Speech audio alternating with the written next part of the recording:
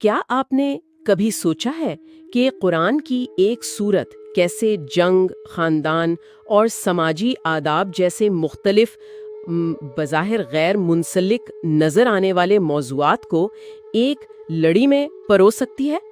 یہ قسط مت چھوڑیں، یہ زندگی بھر کے سفر کی شروعات ہو سکتی ہے۔ ہم عادی اور دیے ہیں، اور یہ آپ کا سفر ہے 8 بٹ مفید معلومات کے ساتھ۔ اللہ کی کتاب کے ساتھ ہمارے اس سفر کی قسم میں خوش آمدید، قدم بقدم آسان زبان اور دل کی گہرائیوں سے۔ یوٹیوب چینل کو سبسکرائب کرنا اور وہ گھنٹی کا بٹن دبانا نہ بھولیں تاکہ نئی اقساط سب سے پہلے ملیں۔ جی بالکل، یہ سلسلہ سورت بہ سورت چلے گا، جس میں روحانی وضاحتیں ہوں گی، زندگی کی مثالیں اور غور و فکر جو روزمرہ زندگی میں سمجھنے میں مدد دیں۔ تو آج ہم سورت الاحزاب کا جائزہ لے رہے ہیں۔ یہ مدنی سورت ہے، ٹھیک؟ جی، مدینہ میں نازل ہوئی اور نام جیسا آپ نے کہا غزوہ احزاب سے ہے، جسے جنگ خندق بھی کہتے ہیں۔ آیات 9 سے 27 میں اس کا ذکر ہے۔ اچھا، وہ 5 ہجری میں ہوئی تھی نا؟ جی ہاں، 5 ہجری۔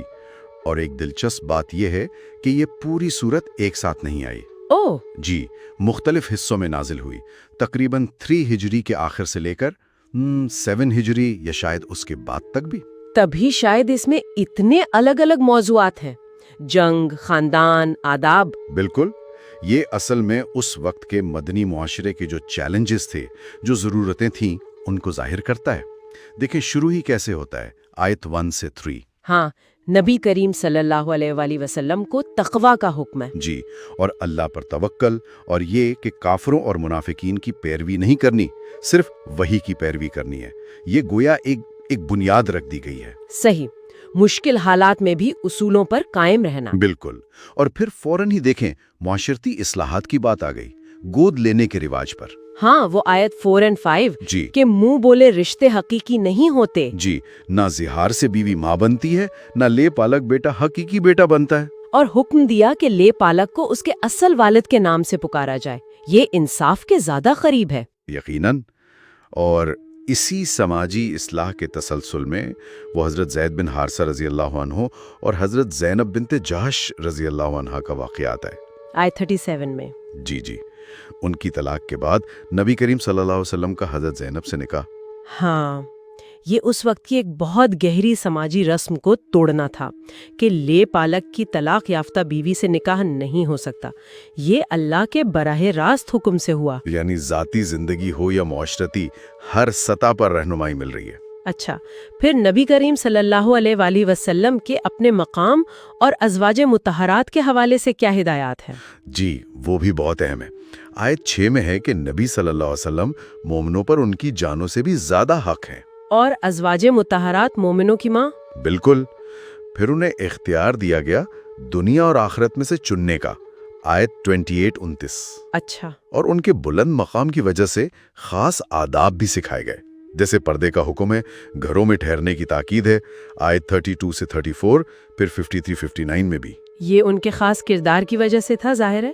جی ہاں، پھر آتا ہے وہ مرکزی واقعہ جس سے سورت کا نام ہے غزوہ احزاب، جنگ خندق، آیت 9 سے 27۔ بالکل، اس میں اللہ کی مدد کا ذکر ہے، وہ تیز ہوا، فرشتے، پھر مومنوں کی شدید آزمائش۔ ہاں، وہ تو بہت سخت امتحان تھا۔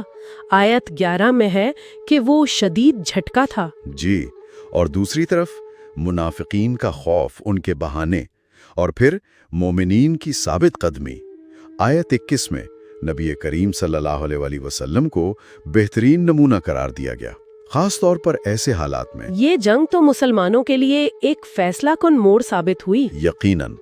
اچھا، اس صورت میں صرف واقعات یا احکام ہی نہیں ہیں۔ آیت 35 میں مثالی مومن مرد اور عورت کے اوصاف بھی بتائے گئے ہیں۔ ہاں، وہ لمبی فہرست ہے، اسلام لانے والے، ایمان والے، فرما بردار، سچے، صابر۔ جی، عاجزی کرنے والے، صدقہ دینے والے، روزہ رکھنے والے، پاک دامن، اللہ کا ذکر کرنے والے، ان سب کے لیے مغفرت اور بڑے اجر کا وعدہ ہے۔ سبحان اللہ۔ اور ایک نہایت اہم بات، آیت 40 میں ختم نبوت کا واضح اعلان کہ محمد صلی اللہ علیہ وآلہ وسلم اللہ کے رسول اور خاتم النبیین، آخری نبی ہے کہ نبی صلی اللہ علیہ وآلہ وسلم پر درود و سلام بھیجیں۔ صلی اللہ علیہ وآلہ وسلم۔ یہ تعلق کی نشانی ہے۔ جی اور آخر میں وہ آیت 72 امانت الہی کا ذکر، عقل و اختیار کی امانت جسے انسان نے اٹھا لیا، یہ ایک بہت بڑی ذمہ داری ہے۔ واقعی یہ سورت تو زندگی کے کتنے ہی پہلوؤں کا احاطہ کرتی ہے۔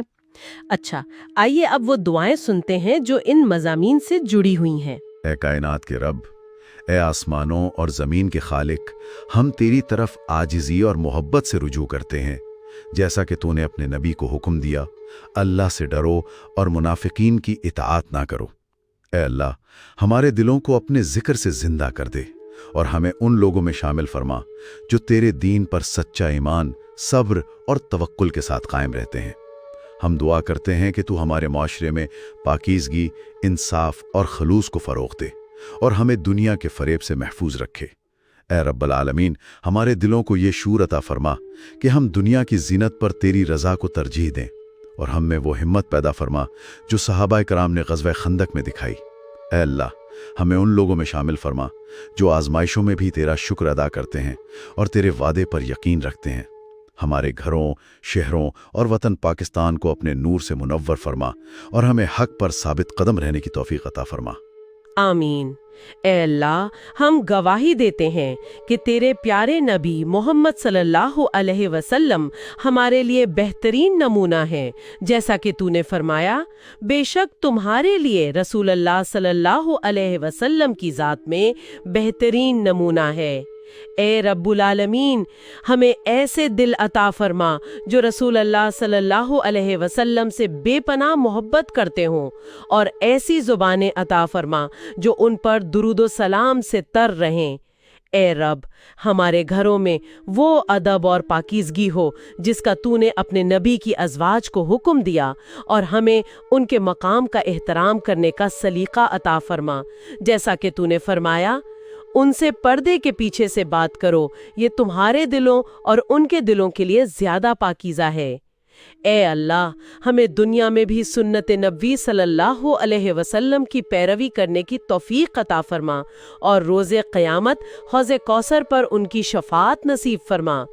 اے مہربان رب، پاکستان کے ہر مسلمان کو حب رسول صلی اللہ علیہ وسلم سے سرشار کر دے، جو ایمان کی تکمیل ہے، اور ہمارے نوجوانوں کو سنت نبوی صلی اللہ علیہ وسلم سے محبت کرنے والا بنا۔ آمین۔ اے سب سے زیادہ رحم کرنے والے، ہم تیرے عاجز بندے تیری بارگاہ میں حاضر ہیں اور تجھ سے مغفرت، رحمت اور اتحاد کی بھیک مانگتے ہیں۔ تو نے فرمایا، بے شک اللہ اور اس کے فرشتے نبی پر درود بھیجتے ہیں۔ اے امام والو، تم بھی ان پر درود بھیجو۔ اے مہربان رب، ہمارے دلوں کو نرم کر دے، ہمیں حسد، تکبر اور تفریقہ سے بچا، اور ہمیں اپنے دین کی خدمت میں ایک مضبوط اور متحد امت بننے کی توفیق عطا فرما۔ اے اللہ، ہمارے دلوں میں ایمان، اخلاص اور حیا پیدا فرما، جیسا کہ تو نے فرمایا ہے کہ سچے، صابر، عاجز اور پاک دامن مردوں اور عورتوں کے لیے مغفرت اور بڑا اجر ہے۔ اے اللہ، پاکستان کی سرزمین کو فتنوں سے پاک فرما، ہمارے حکمرانوں کو عدل و انصاف کی توفیق دے، اور امت مسلمہ کو سربلندی عطا فرما۔ ہمیں ان لوگوں میں شامل فرما جنہوں نے اللہ کا وعدہ پورا کیا، اور ہمیں منافقت، کفر اور جہالت سے محفوظ رکھ۔ اے غفور الرحیم، ہمیں دنیا و آخرت میں کامیابی عطا فرما، اور قیامت کے دن اپنی روشنی میں خوش آمدید کہنا۔ آمین۔ آمین ثم آمین۔ اس قسط کی تفصیل میں سورت کا خلاصہ اور اہم نکات پڑھنے کی دعوت ہے۔ یہ ہم سب سننے والوں کے لیے نور اور خیر کی شروعات ہو۔ آئیے اس بابرکت سورت کے ساتھ اپنا سفر جاری رکھتے ہیں۔